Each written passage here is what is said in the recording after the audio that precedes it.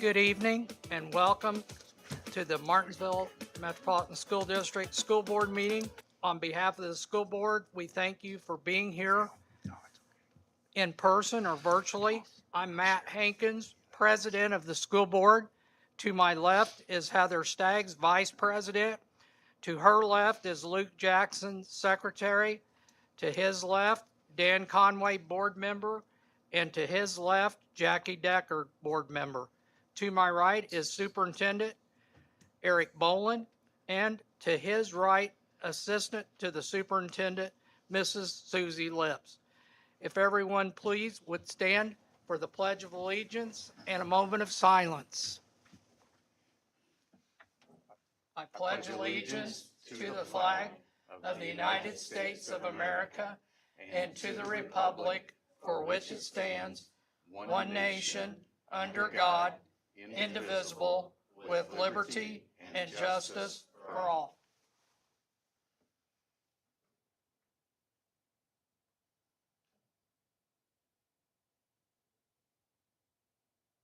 Amen. Thank you.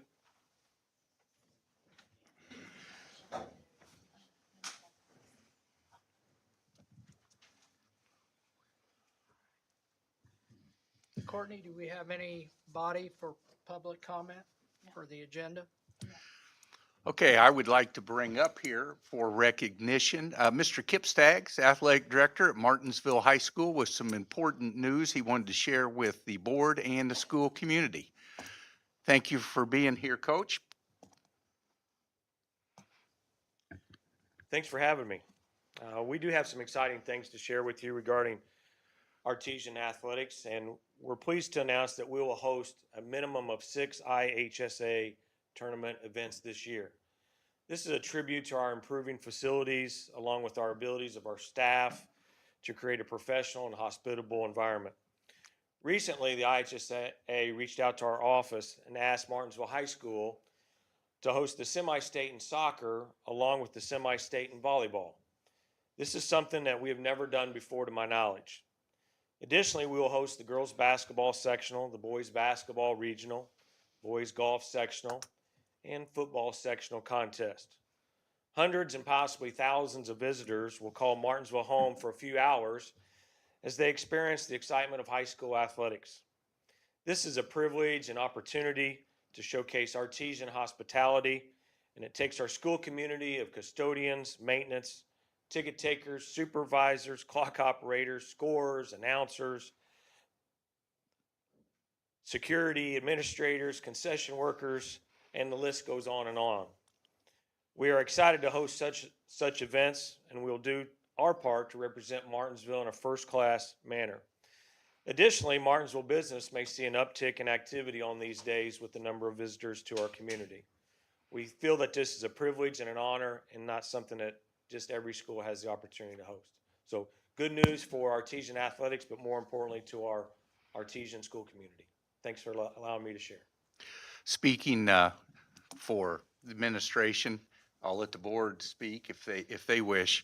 I think it's a great testament to everything that has been done by the school, by your administration there. Also, I commend the board for the investment in our students and our facilities over the last several years. So great job there, because that's why the IHSA's paid attention to what we have done, and that's good accolades on your behalf, the school's behalf, and thank you, board, for doing that.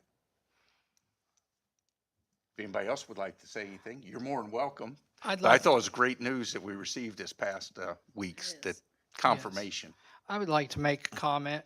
By teaching at another school district, plus I'm on the school board here, but I've heard comments from people that work for the Indiana High School Athletic Association, and always positive comments when Martinsville High School hosts an event.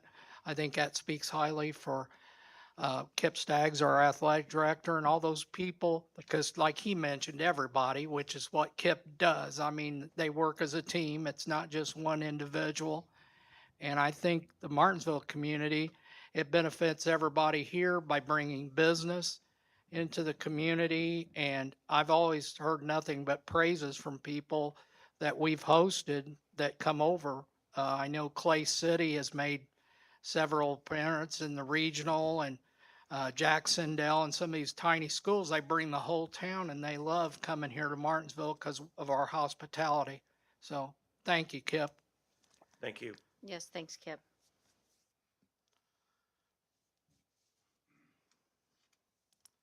Uh, Next, we have the consent agenda. Uh, Do I have a motion to accept the consent agenda? I'll make a motion, Matt, to accept the consent agenda. I have a motion and a second. Are there any questions? All those in favor of the consent agenda signify by saying aye. Aye. All opposed? Motion carried. Next up is the field trip. Can everybody hear me back there okay? Okay, I want to give accolades and thanks to Courtney for spearheading the effort to get that all fixed. If you remember the last meeting, there were some technical issues, and she was able to get with the company, get an update and stuff sent out. So Courtney, thank you for getting that done. And she was here earlier today and did a live test run with us and sent us the links so we can make sure it all works. So thank you very, very much. I'm glad everybody can hear and hopefully out there in virtual land as well. So now field trips, we have the Project Lead the Way Summit, Sharon Gooden.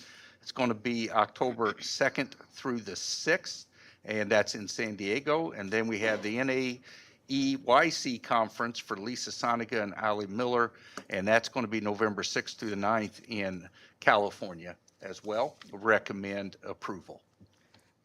Do I have a motion to approve the field trips, or excuse me, the conferences, professional development? I make a motion, we approve the conferences and professional travel. I'll second it. Been moved and seconded that we approve the conferences and professional travel. All those in favor signify by saying aye. Aye. All opposed, same sign.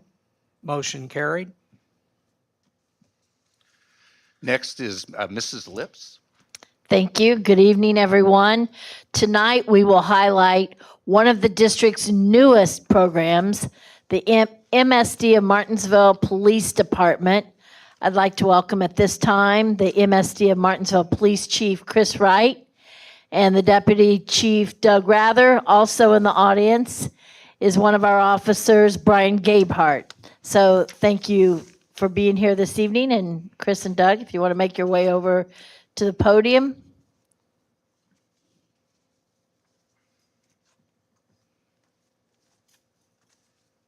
Good evening, everybody. Could you pull that mic up? That way everybody can hear you in virtual land. Thank you. Okay, is that good? I want to take a minute, well, it's going to take longer than a minute, but I want to talk a little bit about what we've accomplished this last, literally going to be coming up on a year in September. So I'll read through these real briefly, and then if anybody's got questions about what those are, but I think a lot of it's self-explanatory. We got the 911 dispatch center stuff all coordinated for the radio systems, the MOUs with the city, with the county, policies and procedures, vehicles, equipment, cameras. Doug's going to take 1 minute here to jump in about the radios and all that kind of stuff here in a second. Canine trainings, High Five Fridays, the Save Vape program, state excise police working with them and the vape stuff as well. Raptors versus Stop It stuff, ALICE certifications and trainings, and managed to get the sporting events covered, the eclipse that didn't happen, that was a big time-consuming part of our lives. So It was planned well. it was planned very, very well, I will say that. And I'm gonna let Doug talk about radios real quick, and then I'll come back and talk about some of this other stuff real fast. Good evening. I was hired back in October last year, and the contract for the new radio system was kind of already in place when I got here. And then when I got hired on, Chris kind of gave it to me to handle the rest of it. We ended up ordering 400 handheld radios. They look similar to these. We also got 120 plus vehicle mobile radios and 12 base station radios, and those went in the elementary schools and all the schools, transportation. Um,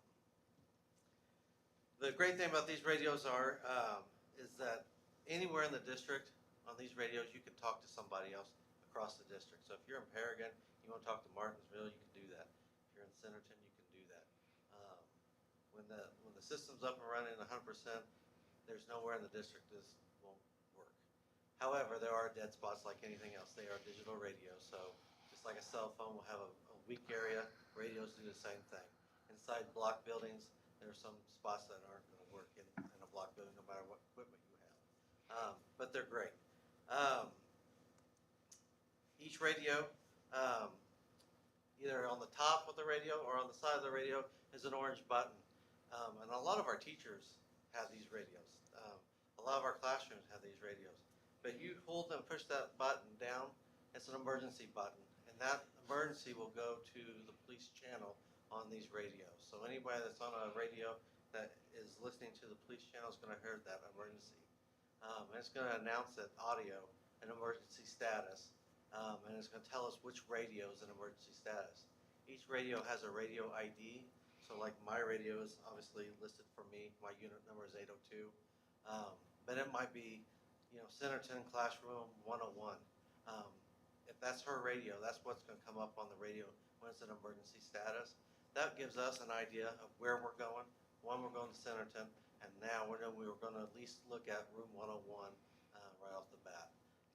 It might change. She might be somewhere not in room 101, but at least we know which teacher now has that radio or staff member has that radio. That's huge. That's huge. We came from another department, and they didn't have that capability.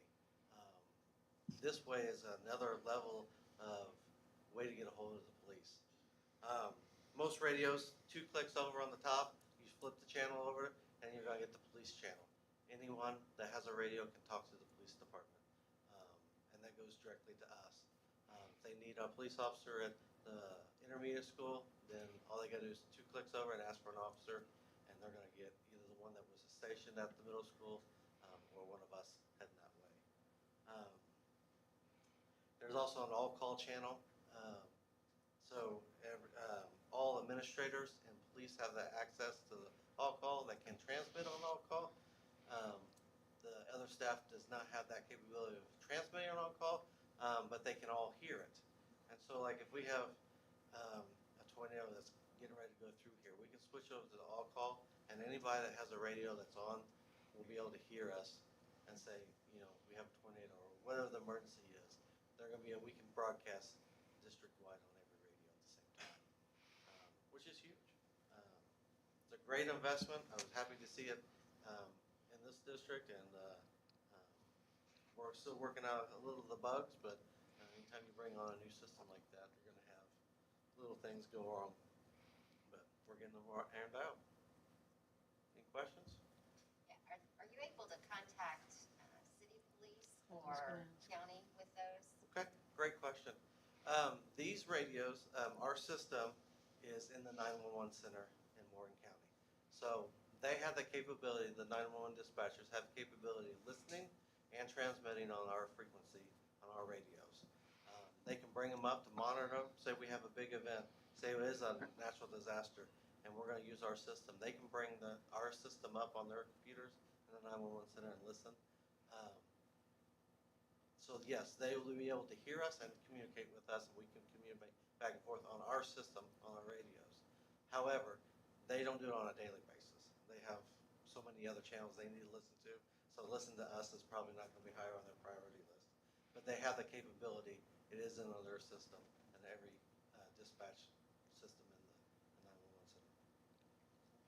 I have another question, because I used to live on John R. Wooden Drive, and the kids come in that way, and I know you guys would be at the high school, but there very few times was the city around there, and sometimes those kids come flying through there by John R., you know what I'm talking about, to Illinois Street, and then to the high school.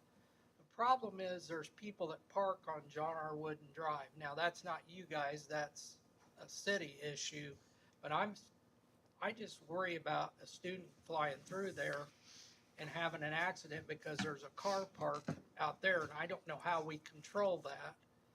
But I didn't know if you guys knew if there was city police at those intersections like Sunrise and John R. Wooden, because, I mean, I remember when I taught there years ago, there was a ton of traffic, and when I lived there off of John R. Wooden in Michigan, there's a lot of traffic Sure, in the mornings sure. with the students. We can enforce the law anywhere in the state of Indiana. So one of the things you'll probably notice is that you're gonna see probably a lot more traffic control, not just at John R. Wooden, because both sides of that is. It's a kind of nightmare. Our target zone for this year. We're gonna talk about that, briefly in some of the things coming up, some speed enforcement going on, some things that probably need to happen is on my hit list of things to accomplish this year. So, in the parking lots, my feel the kids is, yeah, you feel bad that you might get a ticket, you're gonna feel really bad if you run over one of your classmates, so, that's our goal for this year, one of our many goals I have set, so. Does anybody have any more radio questions? Because Doug is our radio guru, he didn't know it, but I kind of dumped it on him, so there you go, make this happen, so.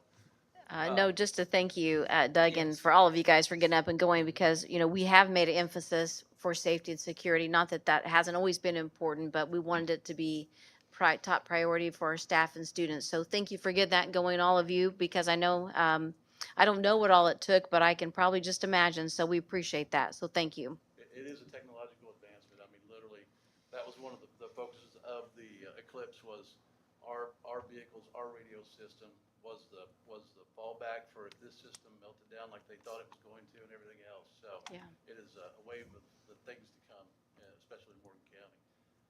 So, and with that, I would like to include one thing is that we accomplished a lot of man hours went into this last year. Things have been accomplished that take years to get done.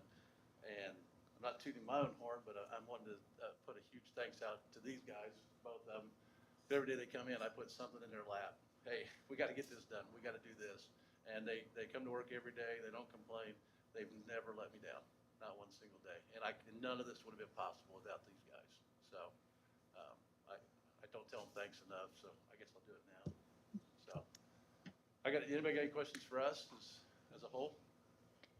Just maybe on the, I know we talked about it briefly at one of the previous meetings, but just so maybe for the people who didn't hear, like the vape detectors, Yes. maybe explain a little bit how that works. Yeah. Brian, you want to touch on this? You want me to cover it?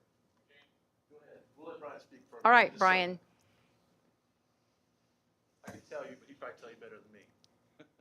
I know, a lot of the surrounding schools, they don't have this technology, and they especially don't have the vape detectors. They don't have the radio technology that we have. So, very fortunate and blessed that we can do that. So, yeah, Brian, so tell me just a little bit how those work, or, Yeah, the vape detectors have been a big advantage for the administrative staff. Ms. Adams is in the back here. I am at the high school all the time. I work closely with them.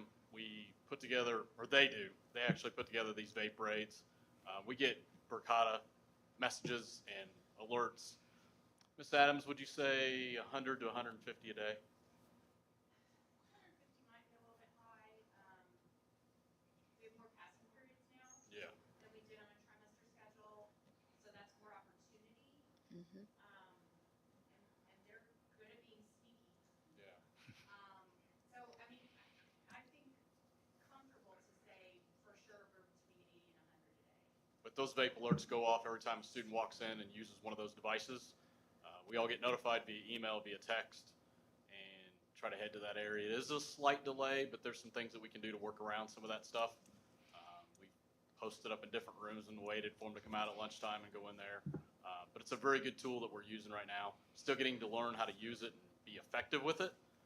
Last year, I think the staff at MHS collected just shy of a couple hundred devices at $20, $25 a pop. That's quite a bit Sure. of monetary loss for those students and their parents that probably bought them for them. But it's something we're attacking, just like we attack at the high school. We attack stuff, so we're going to attack it. We're going to continue to try to make some success with it. Does that help? Yeah, thank you very much. Anybody else have any questions? Yeah, I've got something I would like to add on to that, Brian. I really appreciate it. There's people out there maybe in virtual land that are thinking, okay, this is like smoking in the boys' room back in the 1970s and 80s, right? No. Um, People don't understand the chemicals that are being put in the vapes. Would you like to touch on that because it's astonishing the amount of THC and chemicals that are put in these things. Yeah, the district has also put together a vape program where we're putting these, we've got a teacher that comes in and teaches a vape class. I attend those every Tuesday and Wednesday when she has them. Speak to the students, kind of let them know, hey, these things can be made in your backyard. These gas stations are popping up. They're putting THC in it. They're putting battery acid in it. They're putting gasoline in it, and then adding a strawberry flavor or a watermelon flavor. They don't know what they're getting. Just like Mr. Boland said, the cigarettes and things like that, you kind of know what's in a cigarette. You know what's in some chew and things. You do not know what's in these things. Anybody can manufacture them. Anybody can put anything in them. It is so dangerous. You don't even know what's in it. And then they throw in some nicotine. They throw in strawberry flavoring, and they become very addicting. So the district has put on that vape program and that vape class. We're seeing some positive things come out of that. If you don't attend the class, you're going to get a citation. I'm kind of not real stringy with those. I pretty much just issue them left and right. Because you get caught with a vape, you're going to get caught with a vape. You're going to go to the class or you're going to get a citation. Those are your two options. Well, I Another think we've chance set isn't some out. precedents for that, so they're aware. Yep, they're very So we're not fully gonna let it aware. go, so. They understand it's a consequence, and our athletes even have a greater consequence if they get caught with that stuff. So, but we're working on it. We're going to tackle it a little harder this year and see if we can make a bigger dent in it. All right. I know we Thank must you, be doing guys. something right, because like we talked about last time, Monrovia is asking for our vape program. They want to know what we did to get it up and running and how it's become so successful, because the word is absolutely getting out. Mooresville, they're calling us asking about our Handle with Care program. They're asking about the Safe School Commission. So we are, I'm going to say again, hate to toot my own horn, but I will toot my own horn. We are kind of setting the example, and others are noticing it. So we're doing the best we can do. Chief, Good. right, quick question. I know you said there's a lot of man hours put into it with all the programs and everything going on, definitely. So if the opportunity presented itself, do you have a desire to have more officers in your department? Absolutely, absolutely. I mean, if I could wave a wand, I'd have an officer at every school. That'd be my hopes and dreams type thing. But then again, the realistic side of me kicks in and says, okay, we got to obviously be cognizant of budgetary restraints and things of that nature. So, yeah, it would be fantastic. I think we'll get there. I know Mr. Boland and I, we've talked, and we're looking at potentially getting started on another hiring process here in the near future and all that kind of fun stuff. So we're trying to get it where it needs to be. But, we're unique here in the county where we cover 192 square miles. And my worst case scenario is I'm in Paragon and a call comes out at Green. And of course, we can rely on county guys and this, that, and the other, but those are our kids and we're going to be there. So we take all of our calls probably a little more personal than most agencies would. But if I can't get to it, Doug's going to get to it. If I have to pull Brian out of the high school, somebody's going to get to it. So an extra person or two would not hurt my feelings one bit. Thank you. I have a question. I know you said Brian's at the high school. Is there somebody just stationed at Wooden too, or how do we We do- rotate the three We of do. you? We kind of split that. Wooden school is split with, his time is between Wooden and Poston Road right now.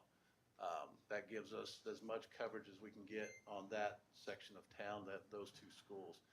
We've made it to where they are assigned to those two schools. We have it so we have another contract officer who is covering the Bell and the Smith schools. So he doesn't have far to go. He can make it from point A to point B relatively quick. Doug is handling the outside schools. I'm handling the outside schools, and we're rotating back and forth and covering things for whether it be dismissal or whether it be arrival. So by being mobile and being out and about, people don't know how many officers are on duty. They're like, oh, there's another police officer. No, there's another police officer. No, you just passed the same guy. He's just going from point A to point B. So that's the reason for to be mobile. That is our objective with that step. I have another quick question. Do you guys eat lunch with the students? Because that's a way to get to know the kids. And I didn't know if, Brian, you went in the cafeteria at the high school and ate, and I didn't know if you other two officers would eat at some of those schools. Okay. And I just didn't know if you guys had gone to Woodin and ate with the kids, because I think that's a good rapport. That's just my opinion. Yeah, and I agree, and we try to do that as often as we can. I know Dennis Snell, he makes a habit of doing that regularly, and he's the one spending more time over at Woodin than any of us, so I'd say it's happening quite often. Okay. Any other questions? Thank you, guys. Thank you. I do want to add with the anti-vape program, there's vape detectors in every restroom at Woodin and at the high school. So other districts might try copying your system, but they have to go 100% all in like you guys have with that. And also, we spent quite a bit of time networking with not only Judge Peden at City Court, but also the prosecutor's office and the probation office to have this anti-vape program run as smoothly as it does. Yeah. You know, it's a community effort. So we want to thank all those community partners, along with the school administration, teachers, staff members, and the police department. So thank you. And Susie laid the groundwork for a lot of that, because you have any idea how many countless hours you had in meetings with the court? No. Yeah, No. so she laid the groundwork, so she just made Monrovia's life very simple, because the program's already set up and ready to go on the prosecution side, so. Yeah. Hey, we appreciate it. Yeah, thank you. Thank you, guys. very much. Thank you. Also this evening, I want to give some shout outs because Martinsville Schools had a great start to the school year. Last week was our first week, and we want to thank all of our parents, especially students, teachers, and staff, all staff of all different departments. Every department was on his or her best performance, or on the performance of the staff from those directors, and we want to thank everyone that was involved last week. And parents, especially if you have any problems as the school year starts or anything that you need to share, we're always, we have a phone line here at central office all the time during the school day. You're always welcome to stop in, and we'd love to see you, talk to you, and help work out any problem that you might have. This week also was our second Well Wednesday of the year. We started that first week, so we had Well Wednesday yesterday.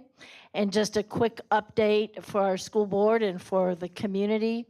The elementary and art and music teachers met with me this week about curricular programming during Well Wednesday. The individual teachers, K through 12, worked in their schools as professional learning communities to participate in reflection, goal setting, and review of the state standards that first week. Individual teachers also worked in their schools this week as PLCs to roll out this year's curricular goal of database literacy, intervention, and remediation. The Title I and pre-K teachers met with coordinator Lisa Soniga, and along with the YMCA early morning childcare, the district offered morning supervision to families. The district attendance rate this Wednesday was 96.2%, which is outstanding. High ability grant funding this year.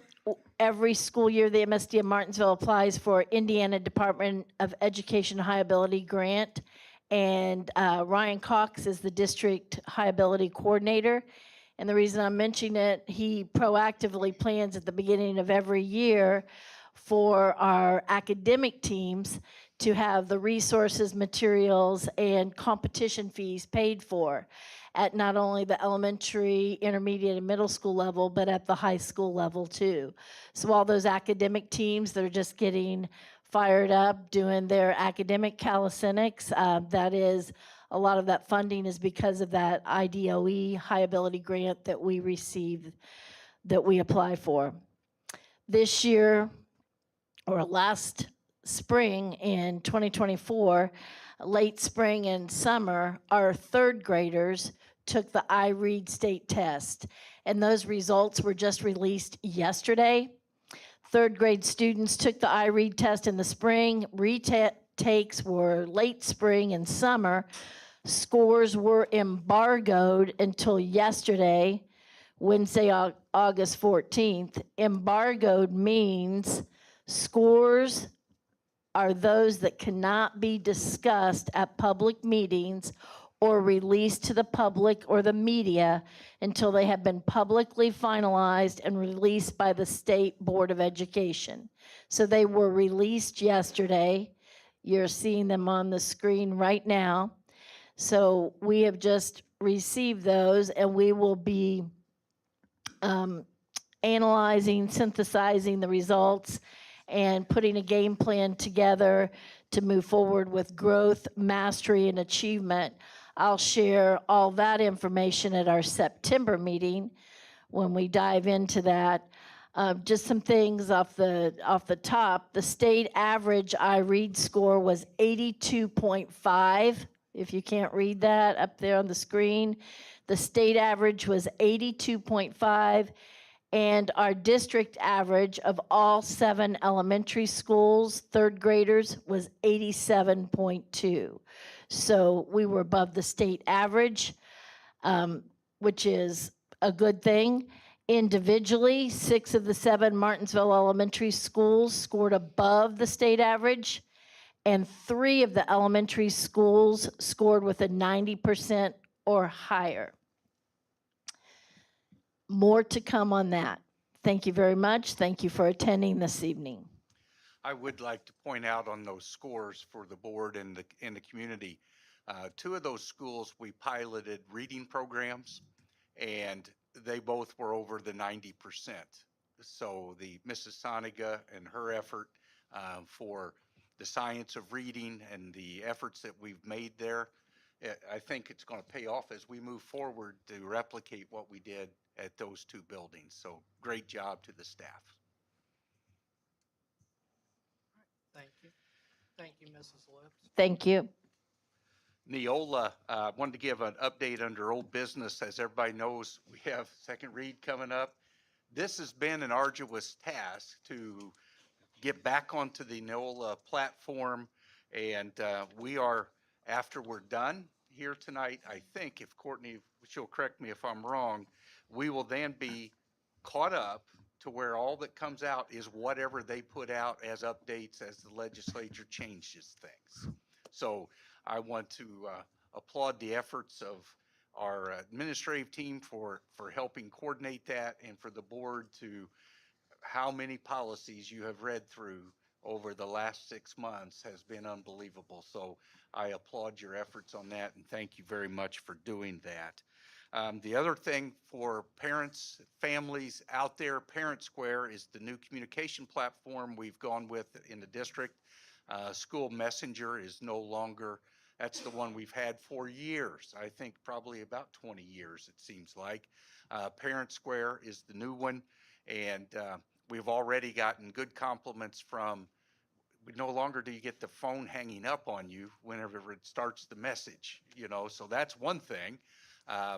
We did have a glitch with the system from their end where we couldn't record. I could not call in, or Courtney couldn't call in, or we couldn't call in on a phone to record it, and it had the automatic thing go out. But we do have the capability with the automatic voice. It translates for any community or any language learner that needs it in their native language. It will translate to it and read it to them. That's one of the things that benefits us. So when we record it by our own voice, it will not translate. If we do use the computer, it will. So there will be sometimes you'll get the computer automated because we want it to be translated for everybody, and other times we're going with our voice and the email will be translated. Okay. So we're trying both formats to be able to communicate as well as we can with our families out there, and especially families that have other languages in their home. So this platform allows us to do that. We're very excited about it. If you have any questions out there, get a hold of your building principal, the offices, or get a hold of Courtney, and we'll get it addressed for you. But we're excited about that platform, and I think it'll be a lot better communication tool for us moving forward. And they are constantly making changes. Correct. So they're, daily, weekly. So that's a good thing. Yes, And can parents sign up for different messages that they want to receive? Yes. Like lunch balances or attendance, they can select. correct. Parents, you can choose how much you want to receive messages or how little. Often we get people, they'll say, well, I'm not getting it. Well, you have to go on to the system and a la carte, check what type of communication you want, and you'll get it. And we overkill at the front end. And I've had some people complain, I'm getting too many messages. Well, just go on there and check the boxes or uncheck them, and you won't get as many.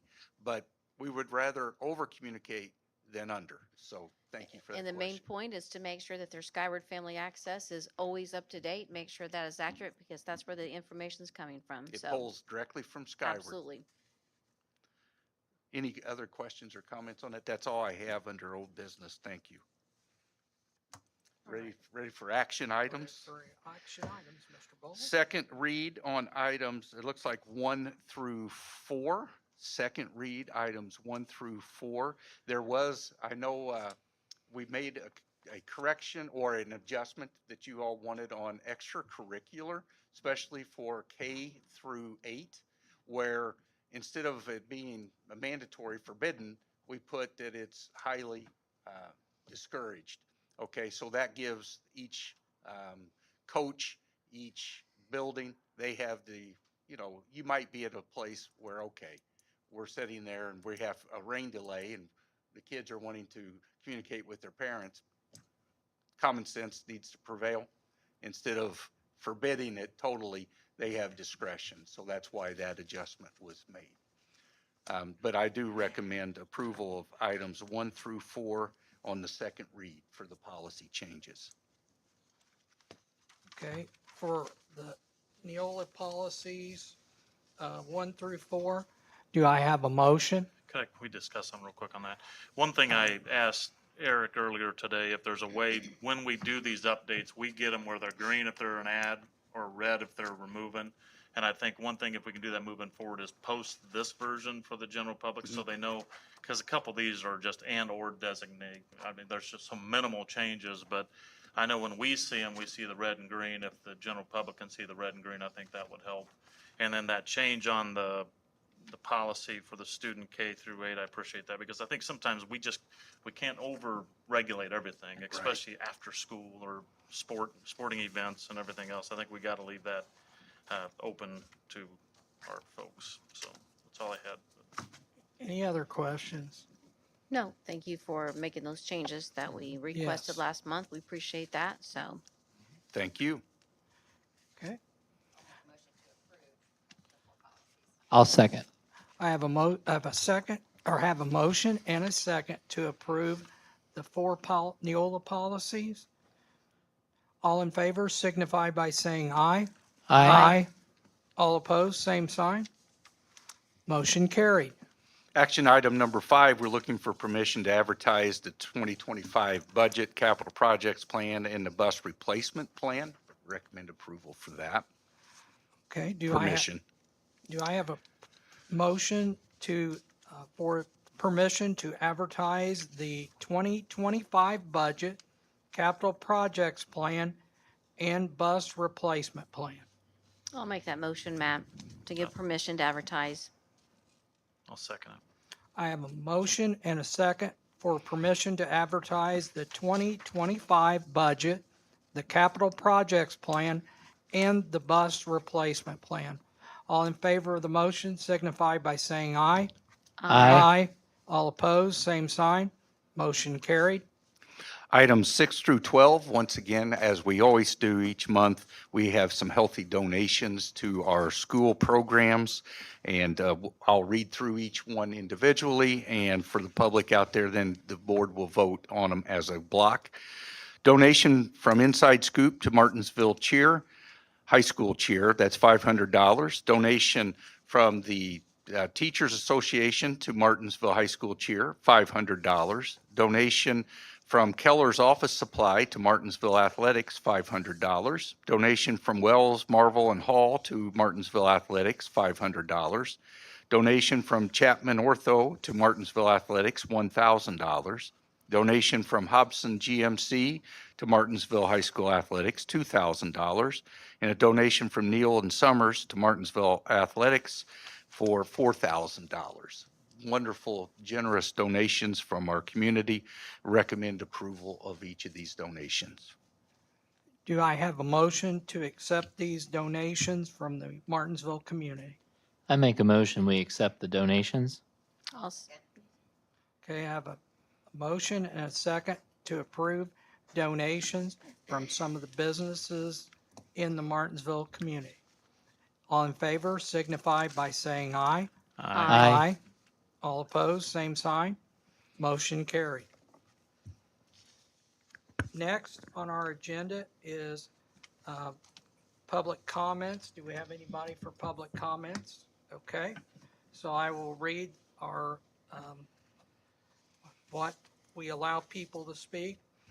At the completion of a regular school board business, a visitor that wishes to speak may do so at the discretion of the president of the board. The visitor will be required to state his or her full name and be given the opportunity to speak, not to exceed 3 minutes per person.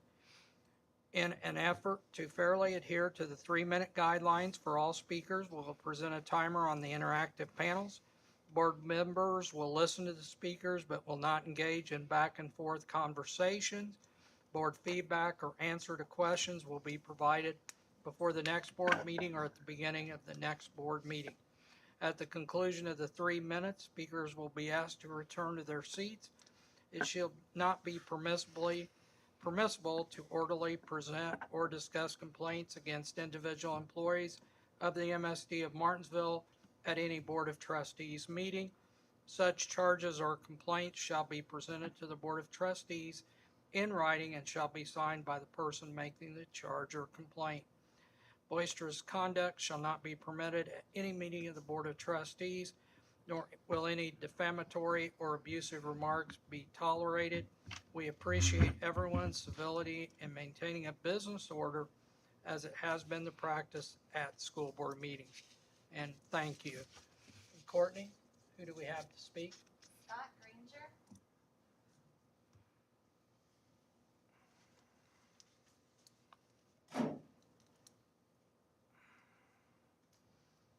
Thank you for the opportunity to speak tonight. I want to talk about Martinsville high school and middle school history books. A couple of years ago, I read the 8th grade and 11th grade U.S. history books that are being used in the MSD schools. Together, they contain over 1,500 pages. The story begins with the migration of native hunters across the land bridge from Asia 20,000 years ago and ends with the Trump presidency. Both books are interesting, engaging, even entertaining. They cover all the topics we would expect in a U.S. history curriculum. The colonial period, the American Revolution, the Civil War, all of America's other wars, including World Wars I and II. Biographies of a diverse group of leaders and great thinkers. These include, among many others, George Washington, James Madison, Tecumseh, Frederick Douglass, Susan B. Anthony, Alvin York, Thomas Edison, Eleanor Roosevelt, Douglas MacArthur, Dr. Martin Luther King, Jr., Dr. Jonas Salk, Ronald Reagan, and Oprah Winfrey. Students are being introduced to key historical documents: the Declaration of Independence, the Constitution and its amendments, the Bill of Rights, analyses of pivotal Supreme Court cases, and excerpts from great American literary works. I took on this project because I had heard that critical race theory is being taught in the Martinsville schools. But assuming that we are still using the books that I read, and assuming that our teachers, what our teachers are teaching is consistent with what is in these books, I do not believe that CTR is being taught in U.S. history classes. They do describe the trials, contributions, and successes of Native Americans, people of color, immigrants, and women. But the impression I came away with is that the history of discrimination and conflict in America is best told within the framework of the struggle to perfect our union, not to destroy it. For example, in his I Have a Dream speech, Martin Luther King Jr. quoted from the Declaration of Independence. He said, "I have a dream that one day this nation will rise up and live out the true meaning of its creed. We hold these truths to be self-evident, that all men are created equal." Let's have confidence that if we tell our children the whole story of America, the good, the bad, and the ugly, they will conclude that our American experiment is worth preserving and defending. I believe the books that I read do a good job of striking that balance. A more complete version of my report is on the table back there. I would encourage you to pick up a copy and read it. And if you'd like to talk about it, I'd be glad to do so. Thank you for the opportunity to speak tonight. Thank you, Scott. Appreciate it. Rachel Crabb.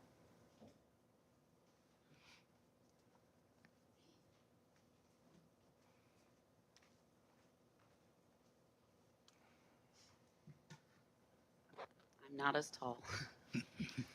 My name is Rachel Crabb, and I am an MSD of Martinsville teacher and mother of 4 children, one of whom graduated from MHS, 3 of whom still attend Martinsville schools as a senior, 4th grader, and 2nd grader. I am also a member of the MSD of Martinsville Board of Trustees Scoping Committee that has been meeting. We began meeting in the fall of last year, and when we met last fall, we began talking about the need for a new natatorium.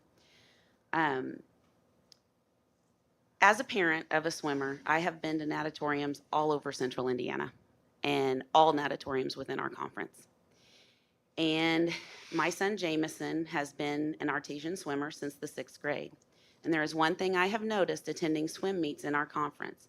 Our natatorium would rank dead last. When I go to Decatur, when I go to Franklin, when I go to Greenwood, they have quality natatoriums, places for our swimmers and places we can grow our program. We cannot host postseason tournaments, and often offering multi-school meets are an issue due to our natatorium size. Our pool is often out of commission, and as a school employee, I know we spend a great deal of money keeping our pool going. We can't grow our program when we are losing students who swim to schools with natatoriums that have greater quality. I know my son won't benefit from a new natatorium, but many students and our community will. Thank you. Thank you, Rachel, very much. Ashley Lucas.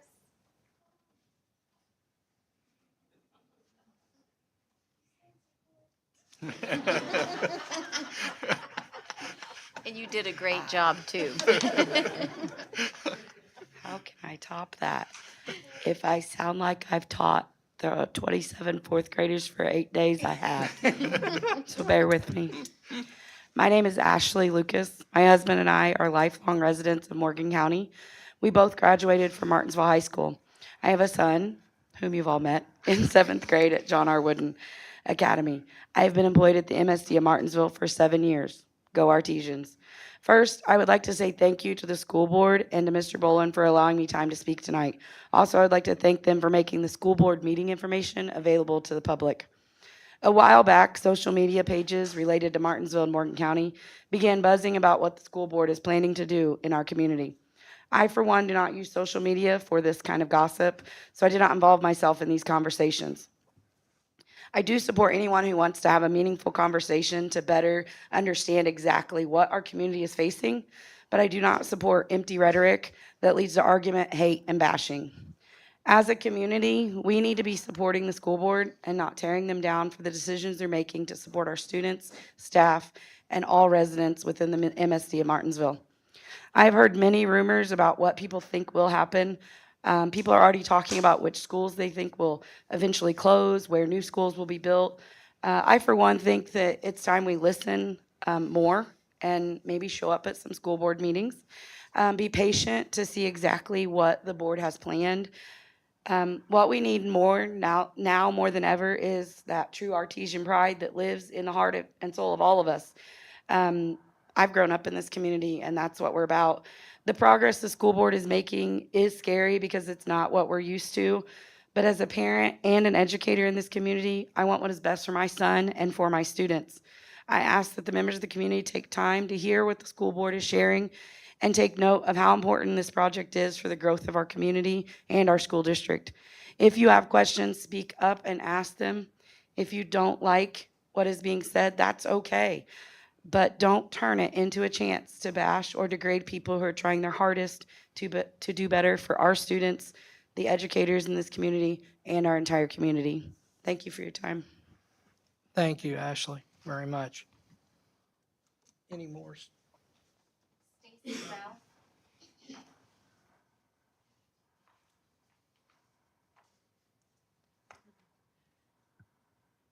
Thank you for the opportunity to speak tonight. My name is Stacy Ralph, and we have 2 children in the Martinsville Swim Program.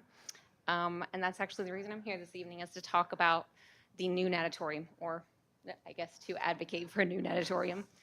So our 2 swimmers have been swimming competitively since 2021, both with Indiana Swim Club, otherwise known as ISC, and John R. Wooden Middle School. Witnessing the dedication, the sacrifices, and the determination of not just the swimmers, but of the coaches has been incredibly humbling. The swim itself requires an incredible amount of endurance, strength, motivation. In fact, just this past middle school season, our son Jude was a part of the relay team that broke a 29-year school record. That was pretty big, but anyway, so this is a sport that it improves physical and mental health. I mean, how many teenagers would be willing to get up before 5 o'clock every morning throughout their summer break just to be in the pool before 6, and they do it without a complaint? And I have to say that because I was complaining, and all I did was drive them. So over these years, we've gone to many swim meets, and we've had the opportunity to go to different facilities. And in this, it's hard not to compare our own facilities to what we see. And unfortunately, it's not an exaggeration to say that our facilities are the worst. And not just in our conference, but in every facility we've been to in the state of Indiana. Our current facility is outdated. It is overcrowded. It lacks many of the features of modern swimming facilities. This is a pool that is over 40 years old. It has 6 swim lanes.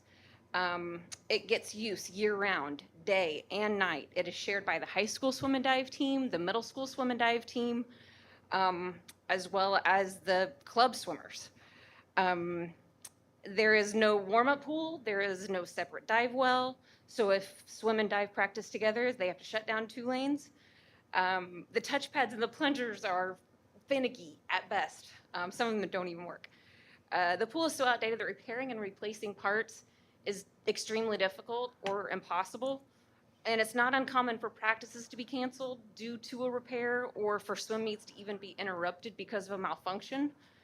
In short, our pool is near extinction, and we risk losing our swim and dive programs altogether if we don't have a new facility. A modern facility would offer the opportunity to host swim club meets. This is also an opportunity for revenue for the whole community. In addition to participation fees, these meets include local vendors that bring in merchandise and food and things like that.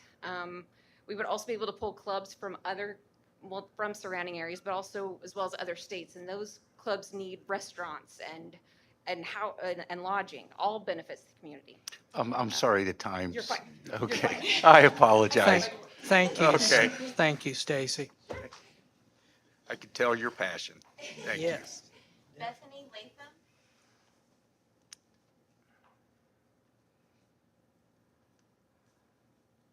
So I apologize now that I built something that's 5 minutes. I didn't realize it was 3 minutes, so I'm kind of worried about how I'm going to get all this in. But anyway, we'll try. Do my best. Hello, my name is Bethany Latham. I have a son still in the district, 8th grade at Wooden. And I would like to speak about my experience working with a group of individuals from our district. Recently, I've been part of a large group that has been analyzing, discussing the status of our district school buildings. What do we want the MSD to look like in 5, 10, 20 years? This large bot scoping team consists of parents, community leaders, educators, administrators, and school board members. An architect and engineers from DLZ have also joined us at each meeting to help answer our unknown realizations of costs, timelines, etc., which has helped our conversations progress and stay on track. Over the course of a year or more, we have not taken any recommendation, suggestion, or criticism lightly. Spending a lot of everyone's hard-earned tax dollars is never to be taken lightly. DLZ has assessed all of the school buildings and their amenities. They then scored their site condition, which includes anything outside, so sidewalks, asphalt, utilities, signage, growth potential, the building envelope, which includes doors, seals, exterior siding, anything that helps the building resist outdoor elements. The interiors, ceilings, floors, doors, casework, ADA compliance. And the building systems includes boilers, HVAC, lighting, generators, etc. Every school scored a C or worse in most every category. One of the only items to score B or better was the high school's exterior, which, as we know, was replaced less than 10 years ago. Our group also discussed elementary school grade levels. Do we move fifth back in? Should the school's specializations continue? Should we have pre-K at all elementary schools? Our entire community suffers from a lack of adequate child care facilities, costing our county millions.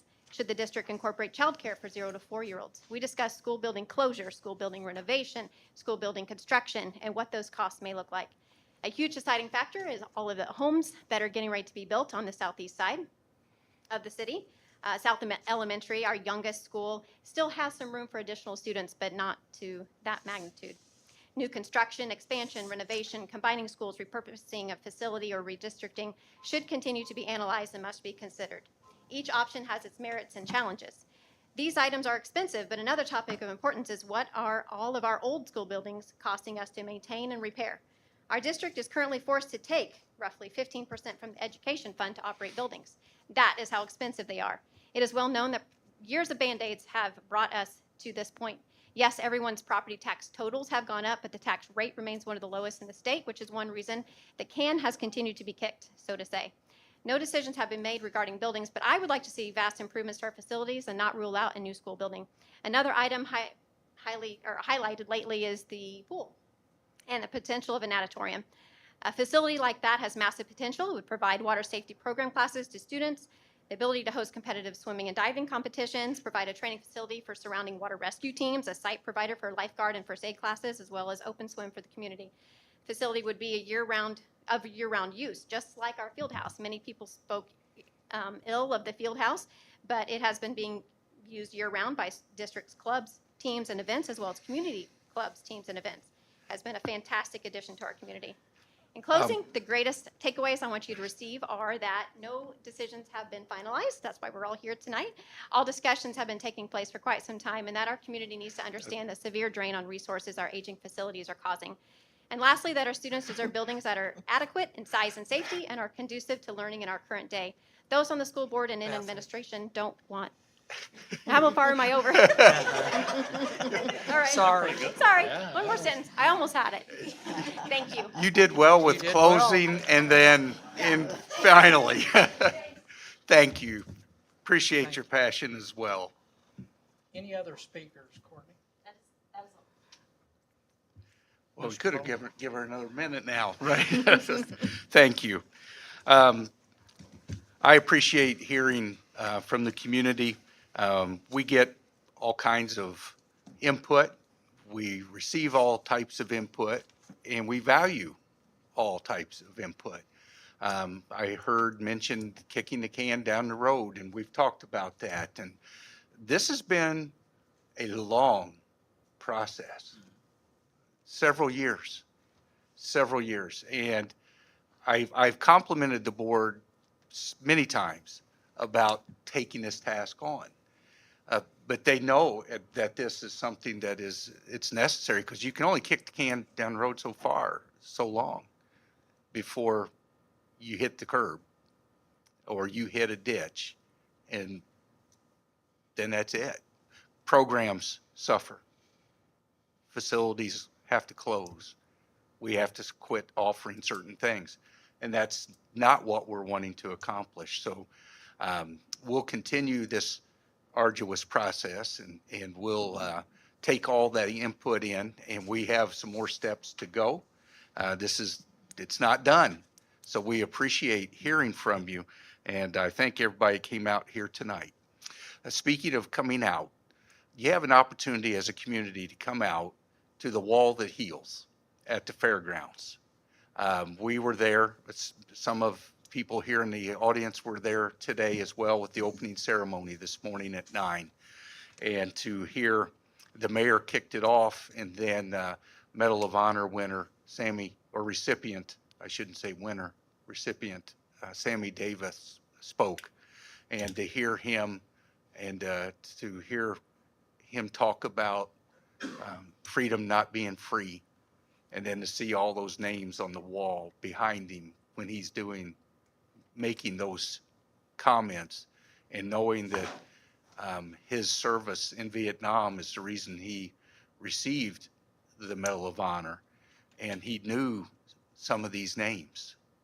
Some of you with your families might have a connection to some of those names. I think all of us as Americans should have a connection with those names. And this is an opportunity for our community to come out and show America what it's like in a small town, how patriotic and how our country is revered. We might have differences. We still value those differences. My wife doesn't agree with me all the time. I don't agree with her all the time, but I will not say that in public, so do not tell her that this recording is there. But that's part of life. We're in the human endeavor. We're not perfect. Our school district is not perfect. We tell you, if there's an issue, Mrs. Lip said, contact us, because we want to try to make it right. None of us here get up in the morning to say, we want to make it a bad day for our kids. We hope you have an awful day. We are earmarking trying to make your day terrible. No, we get up thinking, we want you to have a blessed day. We want to be a part of that day, and we want to help you to enjoy that day, because we don't know how many of those days we have. Those names on the wall signify that. So if you get a chance, it's open until Sunday, 24 hours a day. I think there might be a time or two where they send out a notice that somebody that was volunteering can't be there. Valita Frishy's spearheading that effort for volunteers. I could tell you, if you want to come out Friday night, midnight, till Saturday morning at 4, my wife and I will be there. We got that time slot. So if you feel that you want to walk the fairgrounds, come and say hi. Bring her a coffee. Bring me a donut. Just don't show her. But take an opportunity to come out and support our community's effort to bring this wall, the Wall That Heals, to Martinsville. I get goosebumps hearing people like Mr. Davis speak. It's an opportunity for us, small thing for us to do as a community. So it'd be great to hear that we set a record in people visiting. And we want to hear people say, I saw that. I didn't see it in Washington, D.C., the main one, the big one, but I saw that one in Martinsville. So just wanted to give that shout out, that committee that put this together and the people who sponsored it. Thank you for doing that. This is a great thing for Martinsville, and it really typifies what we are about in Martinsville. Remember, before we have our next meeting, September 2nd, it's Labor Day, no school, though you might want to send your children to school that day. And remember, no school that day. And then you mentioned that the departments and everybody, the great start last week was unbelievable. And the last thing I'll share for the board, I talked to one of our principals today, talking about safety, just tying it in. And he said, tell the board, thank you for those cameras, because that's unbelievable. And he told me about an incident that he had that the camera was able to help. And it helps us to help our kids and provide safety and security. So thank you for putting that investment. Radios, vape detectors, cameras, intruder. We have our devices for the doors. This was a big task, big investment, and you all made it. So thank you for that. That's all I have. All right. Do I have any, thank you, Eric, by the way. Any board member comments this evening? Yeah, Matt, I just want to tell everyone that spoke this evening, thank you. Thank you for coming to the school board meeting and speaking up. I, like Ashley, I am not on social media, so I do realize, though, that there are some negative comments about things. I would just encourage anyone who wants to come speak. We always encourage that. We want to hear your viewpoint, and it's not easy to make these decisions, and we do toil. And, I'll speak for myself, but, there's a lot of prayer that goes into these decisions. There's a lot of thought that goes into these decisions. And, we always strive to make it better, though, for our staff and our students. That is the ultimate goal, because I think our staff and our students are top notch. I think they deserve it. I hope you all feel that same way. And I don't think there's anything too good for them. I want them to have the best. And sometimes we may not always agree on what that is. We may not always agree as a board on what that is, and that's okay. That's why we live in the United States of America, right? So we can have those difference of opinions. But we always encourage you to speak those opinions here, and we always value that. So thank you for the ones who spoke, and hopefully some more will make it to next month's meeting. And I would rather you speak it here or to my face or email me or call me than to put things on social media, because I'm not going to see it out there unless someone sends it to me. So thank you. Anybody else, board comments? Well, I have a little bit of show and tell tonight, which I thought was unique since you were talking about the natatorium. I found this when I was cleaning stuff out in my garage. I'm sure my wife's going to appreciate this, but this is from the Martinsville High School dedication. It's dated December 12th, 1976. Our pool is 49 years old. And then also I found from 1997, it says students who were listed in 2 honor publications have nominated their own favorite instructors for Who's Who Among America's Teachers nationwide. And we have 2 MSD of Martinsville represented here tonight. One of them is sitting to my right. It's at Eric Vincent Boland, Martinsville High. And one lady that comes to the meetings not here tonight, Debbie Burden, was also listed. And also, I believe I saw in here Robert K. Staggs, which is sitting in the audience. He was also listed as one of the favorite teachers. And Rick Heacock comes here some. And it was kind of neat. One of my favorite teachers, she passed away, but was one of the best English teachers, also an administrator, is Jill Keller. And Fred Klein, I've heard a lot of great things about Fred. And James Miller, who was another great teacher, Susan Parker. I mean, it goes on and on. It's just great to I see think those you ought to names. also, there was another name that you did not read, and that happened to be yours as well, and that was at Indian Creek, if I'm Yes, not but you mistaken. didn't need That's okay, but I think you need those accolades as well, so congratulations. Thank you.